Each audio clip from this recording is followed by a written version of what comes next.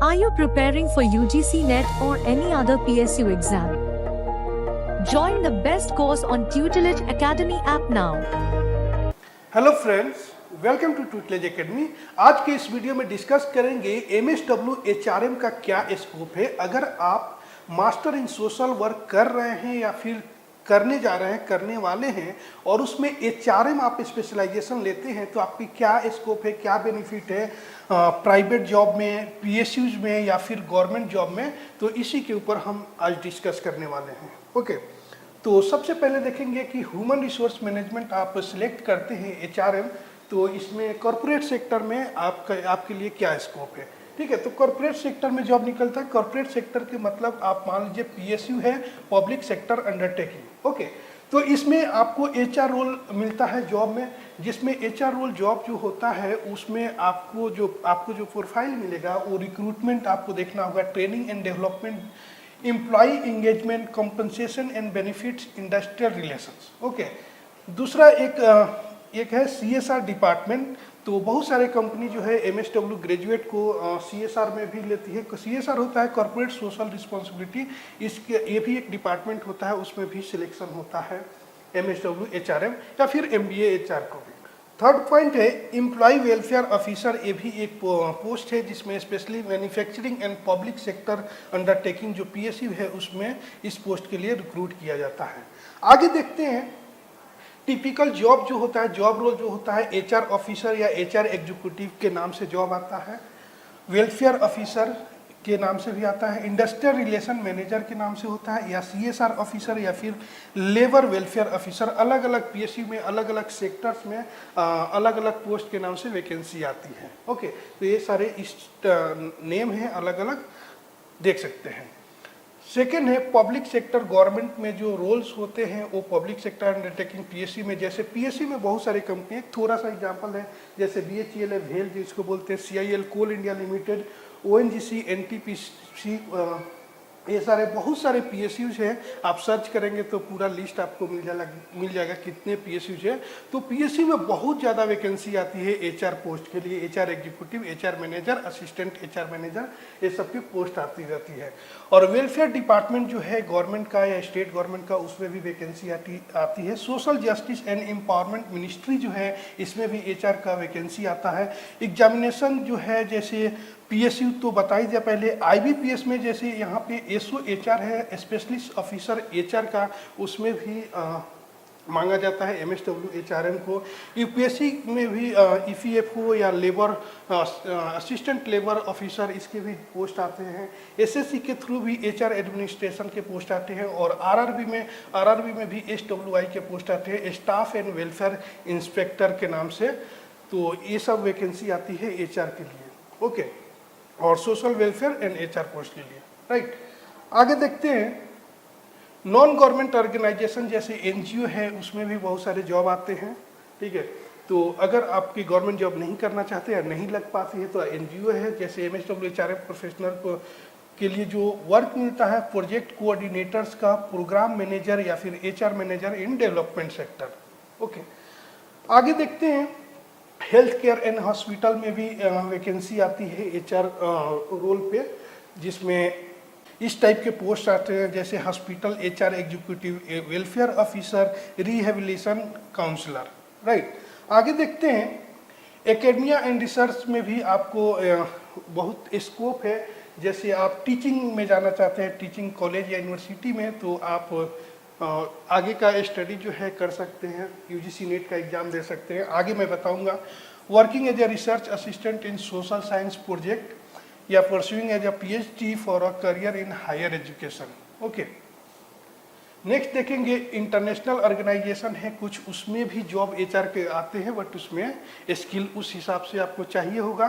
तो जैसे UN है, यूनाइटेड नेशन, WHO है, ILO है, International Labour Organization, WHO World Health Organization, आप सबको पता है। तो इसमें भी कुछ कभी कभी पोस्ट जो है आता है, तो आप चेक करते रहेंगे तो वो भी आपको दिखेगा, तो इसमें भी आप एलिजिबल हो सकते हैं। ओके, आगे देखते हैं प्राइवेट कंपनी में भी बहुत सारे जॉब आता है, जैसे इन्फोसिस है, TCS है, विप्रो, HCL, एसेंचर। इसमें HR रोल के लिए पोस्ट आता है। लेकिन इसमें आपको एक चीज़ मैं बता दूं, प्राइवेट सेक्टर में मैक्सिमम एमबीए एचआर वाले को लेकर जाते हैं। जैसे आपको जितना भी पोस्ट बताया, एमएसडब्ल्यू एचआरएम के साथ साथ एमबीए एचआरएम, पीजीडीएम, ये भी एलिजिबल होते हैं इस सभी पोस्ट के लिए। अगर आप प्राइवेट सेक्टर में जाते हैं तो वहाँ पे कंपटीशन इस टाइप से होता है कि एमबीए जो है उनको प्रायोरिटी पहले देते हैं, ठीक है। तो अगर आपका लेकिन उस लेवल का स्किल है तो आप प्राइवेट सेक्टर में भी जा सकते हैं। तो टाटा स्टील हो गया, Aditya Birla, Larsen and Toubro जो है वो वेलफेयर ऑफिसर का पोस्ट निकलता है, उसके लिए आप अप्लाई कर सकते हैं। हाँ, बहुत सारे हॉस्पिटल में भी जैसे अपोलो फोर्टिस या फिर गवर्नमेंट, आपके स्टेट गवर्नमेंट का जो हॉस्पिटल है उसमें वैकेंसी आती है, या फिर प्राइवेट हॉस्पिटल है उसमें वैकेंसी आती है, तो वहाँ पे भी आप अप्लाई कर सकते हैं।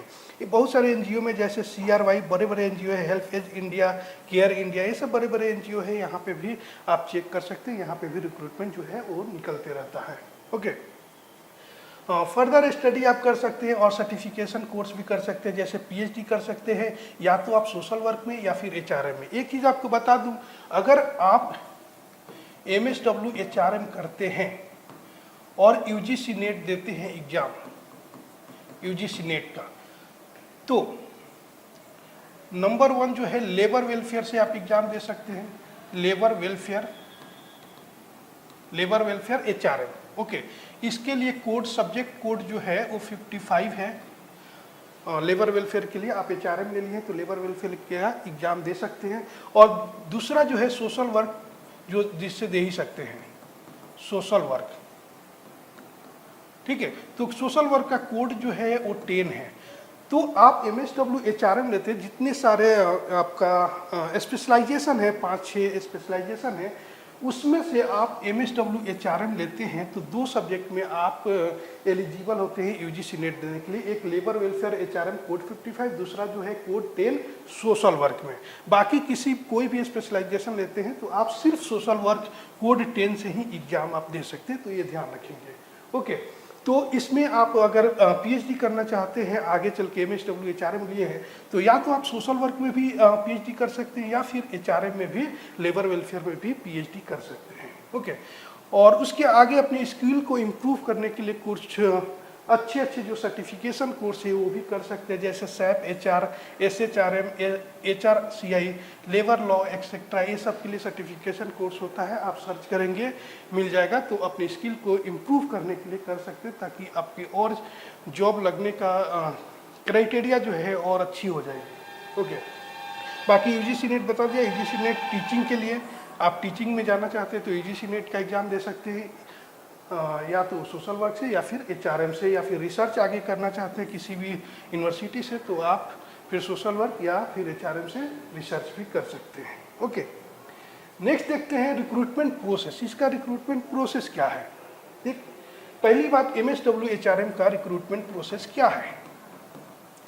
ठीक है, तो एक तो कुछ पीएसयू है, बहुत ज़्यादा नहीं, कुछ 8-10 जैसे मेरे ध्यान में है, जो कि रिक्रूट करती है UGC net labour welfare HRM code 55 के थ्रू। ये आप कोड 55 से एग्जाम दे रहे हैं, एचआरएम लिए हैं, तो बहुत सारे पीएसयू है। कुछ पीएसयू जैसे ओएनजीसी, आईओसीएल, पीजीसीआईएल, एनएचपीसी, ये सब यूजीसी नेट का स्कोर जो होता है उस बेसिस पे वो आपको कॉल करती है, फॉर्म निकलता है, उसके थ्रू आप जाते हैं, आपका इंटरव्यू होता है और जॉब लगती है। ठीक है, लेकिन बहुत सारा जो पीएसयूज है वो डायरेक्ट अपना खुद का एग्जाम लेती है। ठीक है, और डायरेक्ट एग्जाम लेती है तो थोड़ा सा सिंपल एग्जाम होता है, और सिलेबस जो यूजीसी नेट लेबर वेलफेयर का सिलेबस हो या किसी भी पीएसयू एचआर का सिलेबस हो, वो ऑलमोस्ट सेम रहता है 95% तक।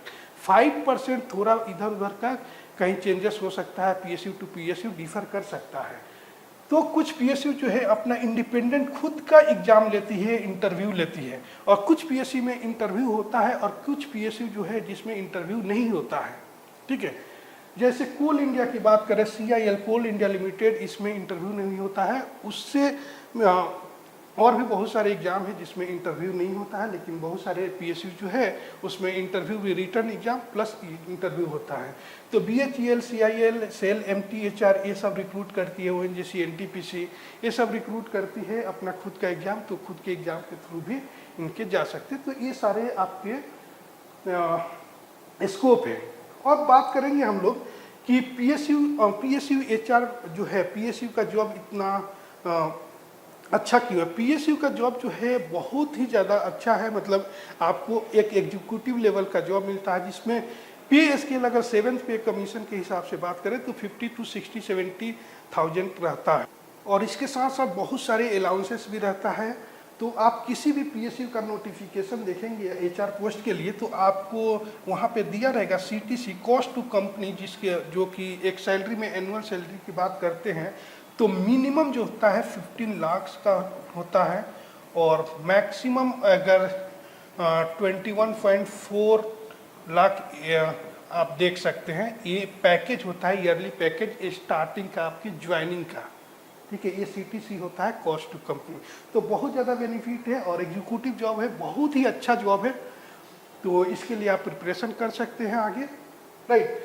आगे देखते हैं और क्या बेनिफिट है। गवर्नमेंट जो डिपार्टमेंट है उनका कुछ लिस्ट यहाँ पे है जिसमें आप चेक कर सकते हैं कि इसमें रिक्रूटमेंट आता है। जैसे लेबर एंड एम्प्लॉयमेंट डिपार्टमेंट है जो कि स्टेट और सेंट्रल लेवल पे भी होता है, उसमें वैकेंसी चेक कर सकते हैं। Ministry of social justice and empowerment जो है इसमें कर सकते हैं। Ministry of labour and employment, ये आप सारे नोट करके रख सकते हैं। नेशनल हेल्थ मिशन NHM, इसमें भी HR एडमिनिस्ट्रेटिव रोल के लिए जॉब वैकेंसी आती है। Welfare department, woman child SC ST welfare, इसके लिए में भी, इस डिपार्टमेंट में भी जॉब निकलते रहती है। Urban local bodies, municipal corporation welfare HR related job इसमें भी आती रहती है। ओके, आगे देखते हैं कुछ चीज़ें।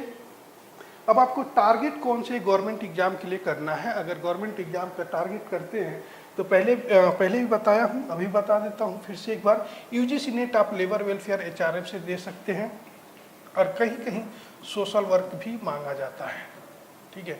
अब आप HRM लिए हैं तो टारगेट करेंगे कि लेबर वेलफेयर HRM जो सब्जेक्ट है कोड 55, उससे आप UGC नेट क्रैक करें, ठीक है। PSU का अपना खुद का एग्जाम होता है, वो दे सकते हैं। IBPS SOHR जो बैंकिंग सेक्टर का जॉब होता है IBPS का, तो SOHR का स्पेशलिस्ट ऑफिसर HR का निकलता है, वो दे सकते हैं आप। UPSC के का और स्टेट PCS का भी निकलता है, इसके पहले भी बताया था, वो दे सकते हैं। RRB में एक जॉब निकलता है स्टाफ एंड वेलफेयर इंस्पेक्टर का, जो अभी निकला हुआ भी है, इसका एग्जाम होना अभी बाकी है, तो वो दे सकते हैं। NHM हेल्थ डिपार्टमेंट का एग्जाम होता है। SSC CGL के थ्रू भी एग्जाम होता है HR एडमिनिस्ट्रेटिव रोल के लिए, तो वो सभी आप चेक कर सकते हैं। ये सभी स्कोप है MSW HRM आप लेते हैं तो कुछ चीज़ें इसका बता देता हूँ, जैसे एलिजिबिलिटी। अब बोलेंगे कि एलिजिबिलिटी और इसके अलावा क्या है। आपके पास MSW HRM कर लिए, आप ये सब अप्लाई कर सकते हैं क्या, तो वो देख लीजिए कि अप्लाई आप कर सकते हैं क्या, कौन कर सकता है। मैक्सिमम PSU जो है इसमें एज लिमिट जो होती है वो 30 इयर्स होती है ऑन रिजर्व के लिए। बाकी SC ST तो 5 ईयर का रिलैक्सेशन है, यानी 35 ईयर हो जाएगा। OBC है तो 3 ईयर का रिलैक्सेशन है, यानी 33 ईयर हो जाएगा। और बाकी PWD है तो 10 ईयर टू 13 ईयर उनमें रिलैक्सेशन मिलता है, वो आपको पता है। जो गवर्नमेंट का रिलैक्सेशन है, एज रिलैक्सेशन, वो हर जगह यहाँ पे भी मिलता है, ठीक है। अगर आप UGC नेट देते हैं एग्जाम, UGC नेट का एग्जाम देते हैं तो इसमें कोई एज लिमिट नहीं है, नो एज लिमिट, कोई भी एज लिमिट नहीं होता है, किसी भी एज में आप दे सकते हैं। अगर UGC नेट में ही एक होता है GRF junior research fellowship, GRF आपको सेम UGC के नेट का ही एग्जाम होता है। GRF आपको तब मिलेगा, आप इसमें मैक्सिमम एज जो है 30 है, मैक्सिमम एज 30 है। अगर वुमन कैंडिडेट है, SC ST OBC है या फिर थर्ड जेंडर है, ठीक है, तो इनके लिए 5 ईयर का रिलैक्सेशन है, यानी 35 ईयर्स तक आपको GRF जो है मिल सकता है। आप PhD आगे कर सकते हैं, आपको स्कॉलरशिप मिल सकता है। तो ये सारी चीज़ें क्राइटेरिया जो है ये आपको बता दिया, बाकी स्कोप क्या है वो बता दिया। इसके अलावा भी कुछ क्वेरी हो तो आप कमेंट कर सकते हैं। अगर ट्यूटलेज एकेडमी ऐप पे हैं तो वहाँ चैट का ऑप्शन है, आप वहाँ पे मैसेज भी कर सकते हैं। Okay, thank you for watching this video. Are you preparing for UGC NET or any other PSU exam? Join the best course on Tutelage Academy app now.